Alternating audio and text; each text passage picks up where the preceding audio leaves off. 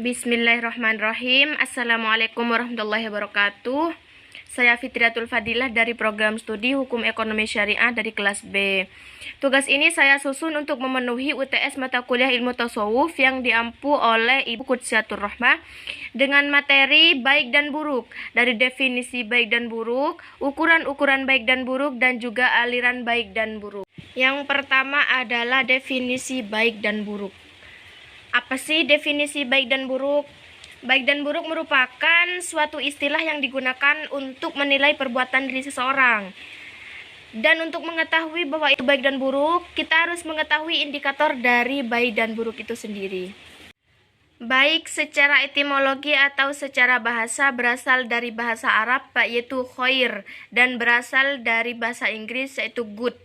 Sedangkan menurut istilah, perbuatan baik itu adalah suatu perbuatan yang disukai oleh manusia, yang tidak melanggar norma-norma yang berlaku seperti norma agama, norma kesopanan kesusilaan, norma hukum, dan juga norma adat istiadat yang berlaku.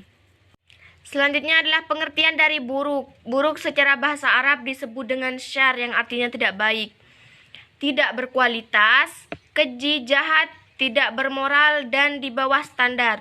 Sedangkan menurut istilah, buruk merupakan sesuatu yang tidak disukai manusia atau yang melanggar norma-norma yang berlaku.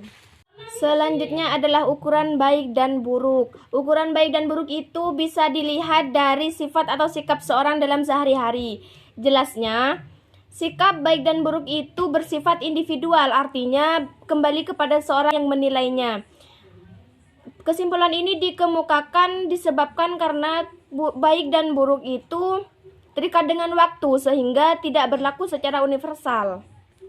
Dengan apa sih kita bisa menentukan sifat baik dan buruk itu?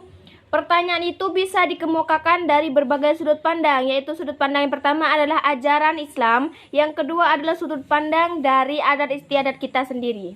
Sudut pandang yang pertama adalah dari ajaran Islam. Untuk menentukan sifat baik dan buruk itu bisa dipegang dari sebuah hadis yang diriwayatkan oleh Imam Bukhari dan Muslim, yang artinya sesungguhnya perbuatan itu berawal dari niat dan segala sesuatu itu adalah dengan niat. Dari situ kita menyimpulkan bahwa niat dan buruk itu tidak dinilai dari akibat tetapi dipulangkan kepada sebab atau niatnya.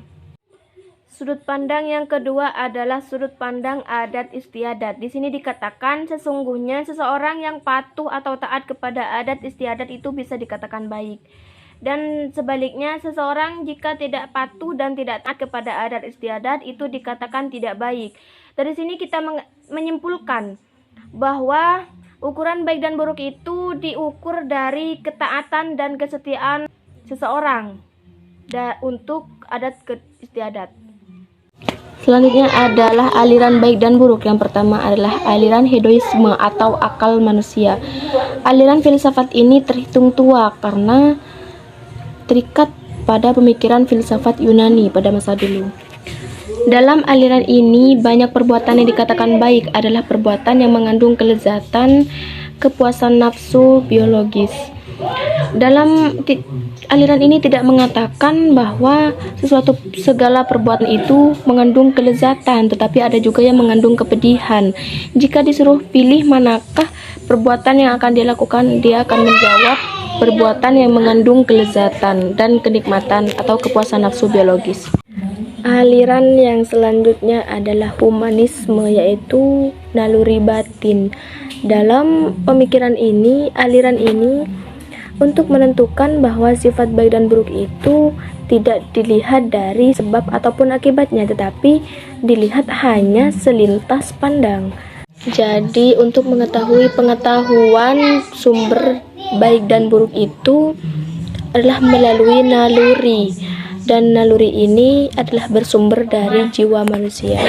Hanya itu saja ya materi yang akan saya bahas pada hari ini. Kurang lebihnya saya mohon maaf karena saya hanya insan biasa yang tidak luput dari kesalahan dan juga dosa. Saya Fitriatul Fadilah mohon undur diri. Wassalamualaikum warahmatullahi wabarakatuh.